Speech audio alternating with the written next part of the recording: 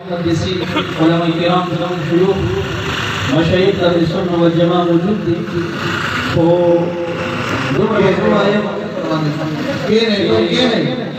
وګڼ تعداد د شاه صاحب مبارک تلاميذ موجود دي د ټولو نه دا یو التماس او مطالبه لرم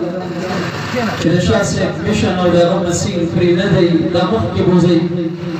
د دې مظلوم مذهب حنفي د دې مظلوم عقیدې د اهل سنت والجماعت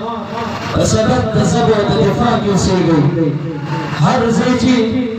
د مذهب خدمت حاضري ورته وکړي د شاه صاحب مبارک تلقین درو د شاه صاحب مبارک مشن درو تدریس وکړي خدمتونه وکړي د باطل پرستو مقابلې ته ودرېږي د شاه صاحب مبارک چې د کوم استانې سره تعلق دا استانې جناب پیری طریقت رهبری شریعت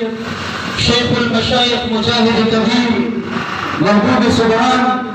الحاج محمد لال الرحمن علیہ الرحمت والرضوان زوی مبارک تشریف فرما دے یوسر ازون د شاه صاحب او د عید مرشد گرامی درمیان کې جدي بار دا اصرار وکړ چې زما کله ټول د جنازې خلک تلاميذ شيوخ راجم شي ما ته د چند کلماتو لپاره مقرر کړي مخکې راځي زه به دومره وایم اکثر خلک ته پوښتنه کوي چې شاه صاحب په ځوان سړی روح راغټو پسې وفات شو د دې د مرشد مبارک د زړه اپریشنو بایپاسو هغه ځینې ورته هینګو شو لګیا د دې مبارک او حب او محبت او نسبت دومره تام او د خپل مرشد مبارک سره هغه صدمه کې ورسېده او د هغې نه بعد د دې خادم فاس چې نومي محمد یاسین دی او شاه صاحب په د شفقت په بنا یاسین شریف ورته ویلو هغه وایي چې ما د خصوصي میسج وکړي او دومره یې راته وویل چې د رب ذوالجلال د جانب نه ماته بشارات ملو شو زیر یې راغلو ملایکو راباندې زیر یې وکړه رؤیت د ملک عند اهل السنه والجماعه زموږ علم کرام د کتابونو کې دا مسله مذکوره ده چې رؤیت د ملک ناممکن دی او شاه صاحب د رب کریم یو عظیم ولی الله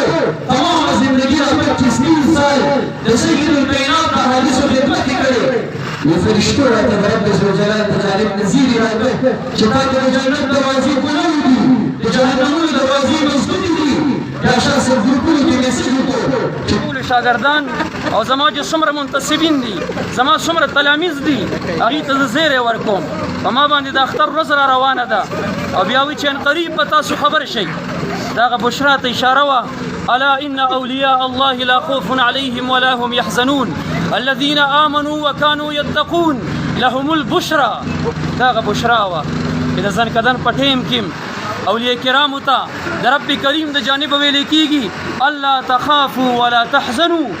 چې غمجن نه شئ ونه یریږئ دا هغه بشرا وه د شاه صاحب د وفات سبب د مرشد ګرامی د اپریشن خبر اوریدلو باقي هغه رازونه چې د مبارک او د خپل شیخ په درمیان کې د هغې دپاره د حضرت صاحب د مټ حضرت صاحب رحمت الله علیه مشر فرزند ارجمن شیخ الحدیث شیخ القرآن مفتی محمد شفیع صاحب ته دعوت ورکوم تاسو کښېنئ الله مو بخښه چې هغه کوم اسرار او رازونه دي دوی هغه ظاهرول غواړي تاسو ټول ورته غوږ ونیسئ الله مو بخښه مایک برابر کې الله مو بخښه مایک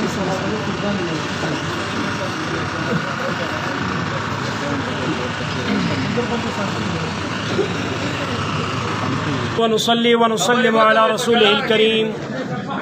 أما بعد فإن الله وملائكته يصلون على النبي يا أيها الذين